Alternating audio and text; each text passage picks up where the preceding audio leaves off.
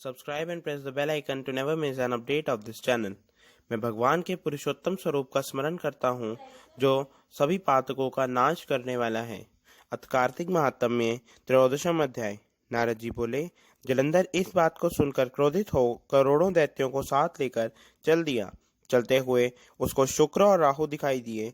जल्दी के कारण उसका मुकुट पृथ्वी पर गिर गया और आप भी फिसल पड़ा। दैत्यों की सेना के सैकड़ों विमान आकाश में छा गए। तब उसके उद्योग को देखकर इंद्रादिक सब देवता छिपकर शिवजी के पास गए। बोले, हे स्वामिन, देवताओं में इस विपत्ति को आप नहीं जानते हो। इस जलंधर को बांध हमारी रक्षा करो। इस प्रकार देवताओं के वचन को सुनकर महादेव जी ने हंसकर विष्णु भगवान को बुलाकर कहा कि आपने संग्राम में जलंधर को क्यों नहीं मारा? आपने वैकुंठ को छोड़कर उसके घर जा बसे हो। विष्णु भगवान बोले, आपके अंश से उसका जन्म है और लक्ष्मी का भ्राता है, इसीलिए उस दैत्य को नहीं मारा, आप ही मारिए। शिवजी ने कहा, ये बड़ा तेजस्वी है, इन शस्त्रों से मेरे हाथों से नहीं मारेगा। सब देवताओं सहित अपने तेज अंश मुझे शस्त्र बनाने के लिए दो। नारद जी बोले, तब सबने अपने अपने तेज दिए। वे सब मिलकर एक हो गए और फिर महादेव जी ने भी अपना तेज जोड़ दिया। उस बड़े तेज से महादेव जी ने ग्वालों के समूह से एक भयंकर सुदर्शन चक्र बनाया। बाकी बचे तेज से इंद्र ने वज्र बनाया। तब करोड़ों हाथी, रथ और मनुष्यों सहित जलंधर कैलाश के पास ही भूमि में दिखाई दिया। उसको देखकर सब देवता जैसे आए वैसे ही छिपकर चले गए।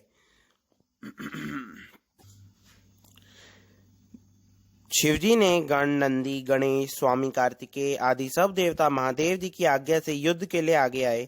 फिर कैलाश के पास ही भूमि में देव और दैत्यों का शस्त्र से भारी युद्ध हुआ। वीरों की प्रशंसा करने वाले मेरी, मृदंग और शंख तथा हाथियों, घोड़ों, रथों से शब्दों से भूमि कांपने लगी। शक्ति, तोमर, बाण, मूसल, फरसा आदि शस्त्र से आकाश भरा हुआ था। मरे हुए हाथी पृथ्वी से पृथ्वी की ऐसी शोभा हुई जैसे वज्र से पर्वतों के शिखर गिर रहे हों। युद्ध में मरे हुए दैत्यों को मृत संजीवनी द्वारा शुक्राचार्य जी बार बार जीवित करने लगे। उसको देखकर देवों ने शिवजी के पास जाकर शुक्राचार्य का सब वृतांत सुनाया। तब महादेव जी ने मुख से भयंकर कृत्या निकली, जिसकी जांग ताड़ वृक्ष के समान व मुख गुफा के समान है। वह उस युद्ध में आकर असुरों का भक्षण करने लगी और शुक्राचार्य को अपनी भग में रखकर आकाश में अंतर ध्यान हो गई। तब देवता शुक्र को पकड़ने देखकर आनंद से दैत्यों के मरने लगे। शिवजी के गणों से भयभीत दैत्यों की सेना अलग अलग थलग पड़ गई। गणों के भय से भाग सेना को देख निशुंभ, शुंभ और काल नेमी क्रोध करके युद्ध में गए।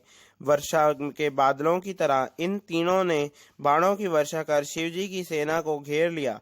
फिर दैत्यों के बाणों से के समूह ने टिड्डी दल की तरह आकाश को घेर लिया और गणों को भयभीत करने लगे।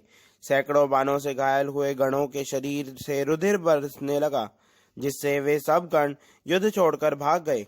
नंदी, गणेश और स्वामी कार्तिकेय ने अपनी सेना को भागता हुआ देख बोले, क्रोध से दैत्यों के बलपूर्वक रोक दिया। इति 13वां अध्याय संपूर्णम।